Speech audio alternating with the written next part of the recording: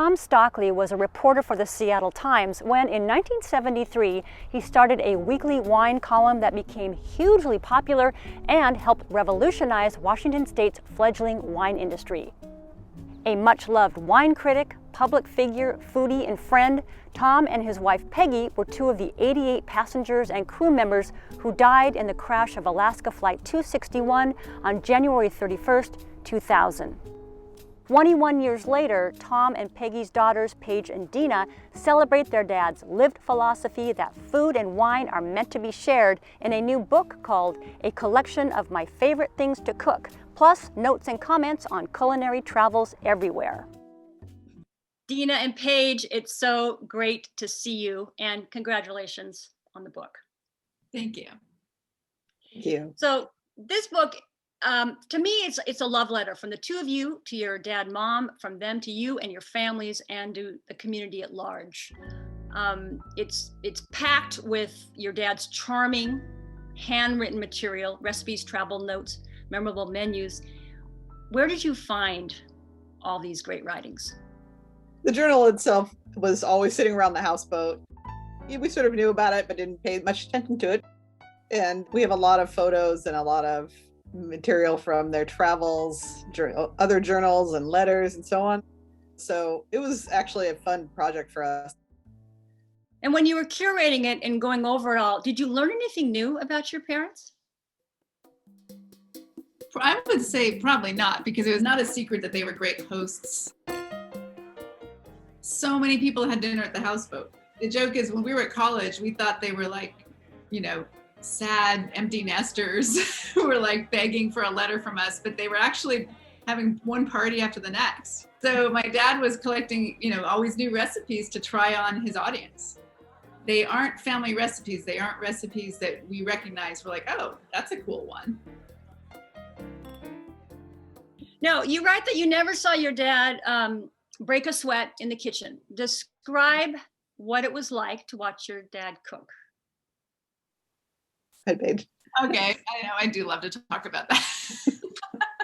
Yeah, and I swear to God, it's the truth. You would walk into the houseboat and he would be maybe stirring a little pot, and then he'd come in and give you a glass of wine, and then my mom would start telling funny stories, and then magically this plate of angel hair pasta would appear, flecked with sun-dried tomatoes and perhaps a shrimp or two.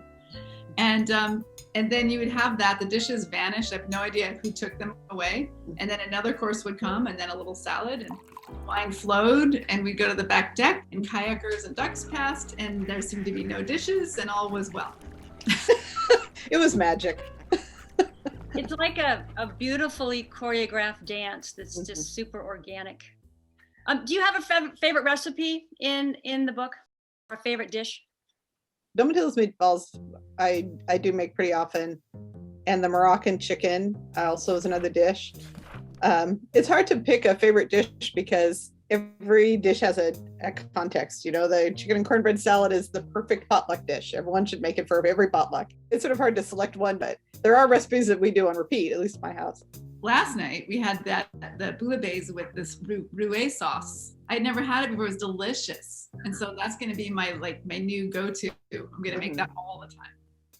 So everyone knows your dad wrote a highly influential Seattle Times wine column for close to 30 years. And he also wrote the first book on Washington wineries when there were 8, I believe, in the state. Mm-hmm. So I'm curious, when you see today's multi-million-dollar Washington State wine industry, do you ever think, my dad had something to do with that?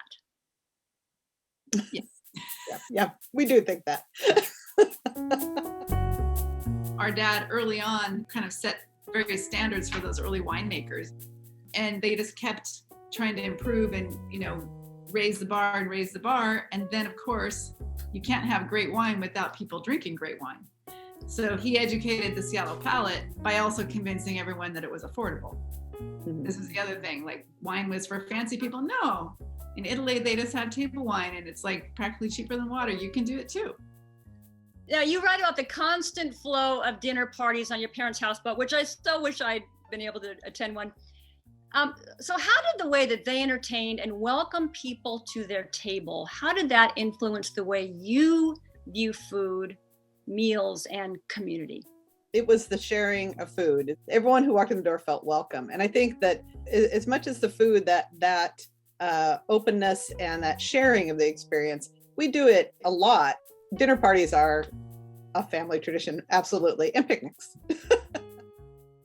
If you could share a meal with your mom and dad today, where would it take place and what would it be? What would be on the menu? Mm. Mm.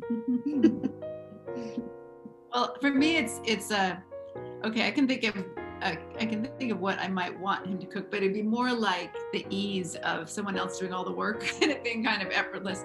And I already know that if they were around today, that who knows what he'd be cooking. Could be maybe he'd be into Morocco by now. What about you, Dina? I don't know what you're. Well, again, it's such a hard question because everything was fantastic. All the food was so good. It's hard to pick out a meal. We talk a little bit in the book about all the picnics we had over the years, which were, hundreds. Those always sort of stick out in my mind. I think just wherever we were, we would bring a basket of food and a bottle of wine and a wine opener. Well, it's really a beautiful biography of lives well lived. It's very touching and very moving. So congratulations on the book, and thank you very much for talking with me. Well, thank you for having us. It's great. And cheers, as our father would say. And cheers. I'll fake cheers. Oh, there you go.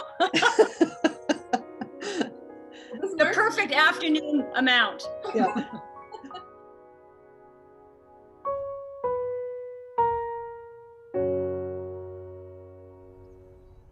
Get your copy of A Collection of My Favorite Things to Cook at tomstockleycookbook.com.